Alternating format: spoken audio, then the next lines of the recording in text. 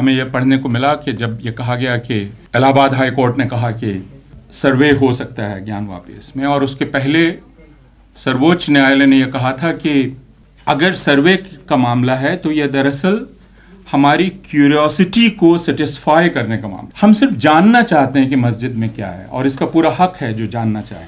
यह चीज़ कितनी दूर जा सकती है हम सबको पता है। उपराष्ट्रपति को यह कहते हुए सुना होगा कई बार धमकी के स्वर में कि न्यायपालिका हमारे ऊपर कोई निगरानी नहीं कर सकती, हम अंतिम हैं। और यह बहुत खतरनाक है। अलावा इसके कि यह संख्या का तर्क, और उसका एक नमूना बाबरी मस्जिद वाले फैसले में हमें मिला कि किस तरह आप मेजॉरिटेरियन विल के लिए तर्क प्रस्तुत कर सकते हैं। इस पूरी समझ को बदल देने की कोशिश की जा रही है, और यह समझाने की कोशिश की जा रही है कि जमहूरियत का मतलब मेजॉरिटी के विल को स्थापित करना है।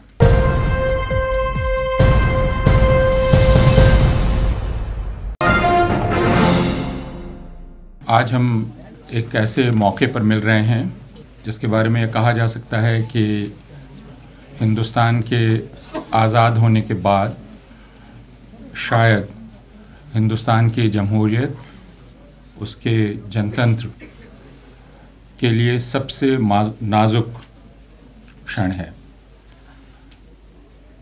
आज की खबर यह है कि कल जितने सांसद निलंबित किए गए थे, आज उनके मुकाबले और ज़्यादा निलंबित कर दिए गए हैं। मुझे ठीक तादाद नहीं मालूम,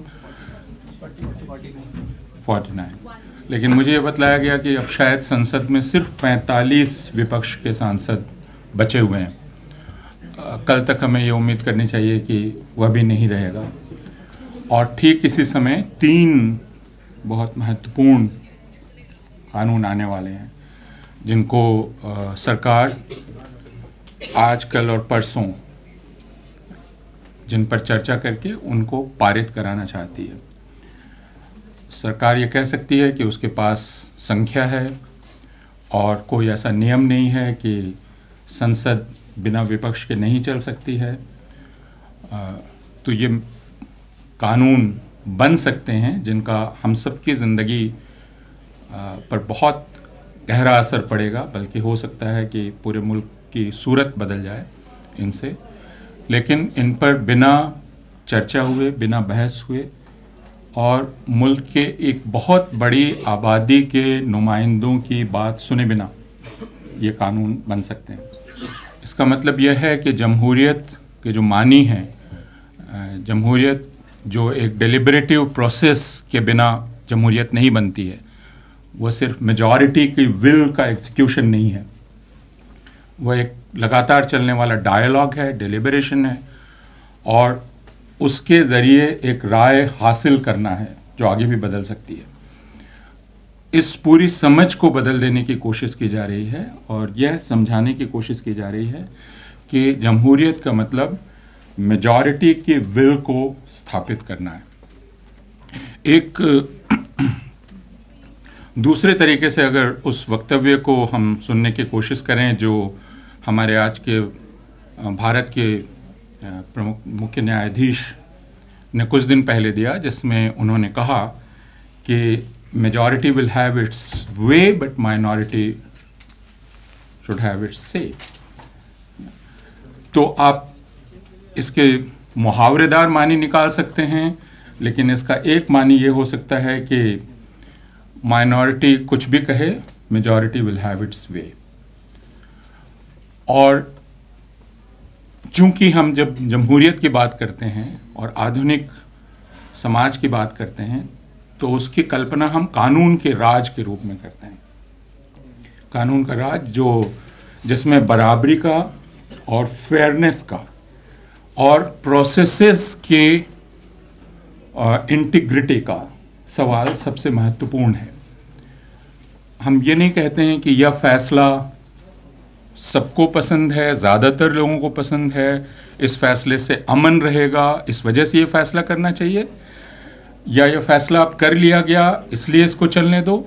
हमारे लिए प्रोसेसेस भी उतनी ही इम्पॉर्टेंट हैं, उतनी ही क्रूशियल हैं,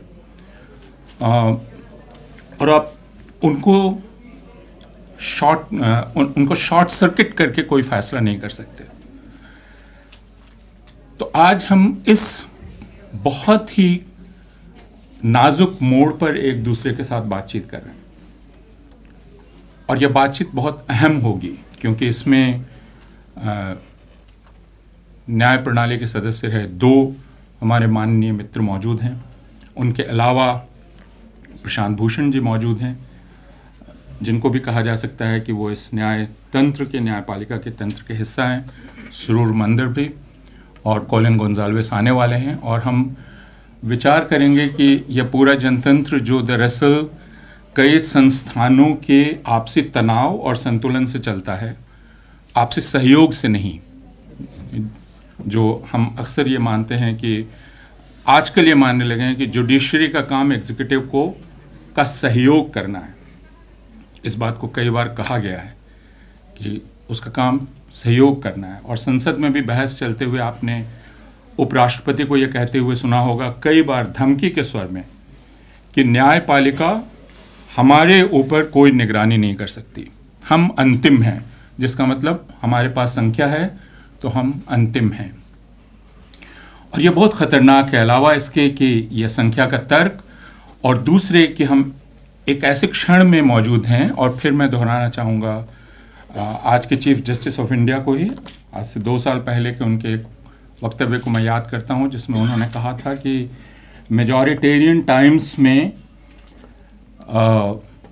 अदालतों का रोल बहुत महत्वपूर्ण हो जाता है।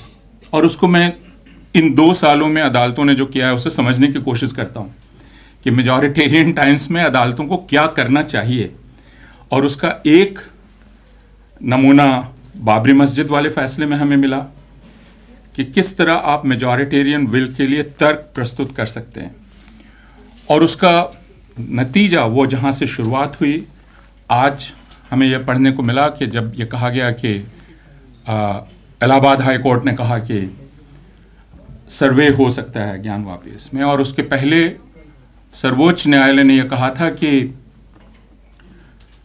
अगर सर्वे का मामला है तो यह दरअसल हमारी क्यूरियोसिटी को सेटिस्फाई करने का मामला है। तो इससे कोई टाइटल नहीं बदलती है, इससे नेचर नहीं बदलता है, हम सिर्फ जानना चाहते हैं कि मस्जिद में क्या है, और इसका पूरा हक है जो जानना चाहे। यह चीज़ कितनी दूर जा सकती है हम सबको पता है, और क्या एक रास्ता खोल दिया गया है जिससे अब 1991 का वह कानून जो धार्मिक स्थलों का था वो पूरी तरह से बेकार कर दिया जाएगा। इस पर भी हमें विचार करने की ज़रूरत है।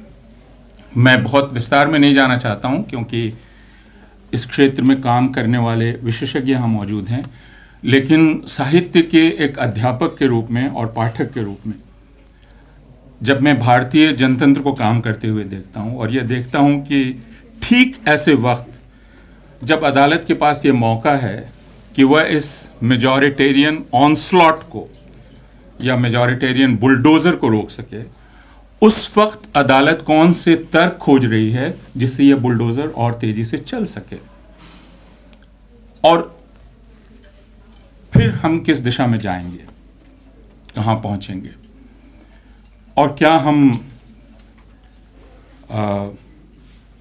वैसे तुलना की जाए या न की जाए, लेकिन वायमार जुडिशरी के दौर में हैं या हम उसको पार कर चुके हैं, यह भी एक मसला है। तो आज हम इन तमाम विषयों पर बात करेंगे।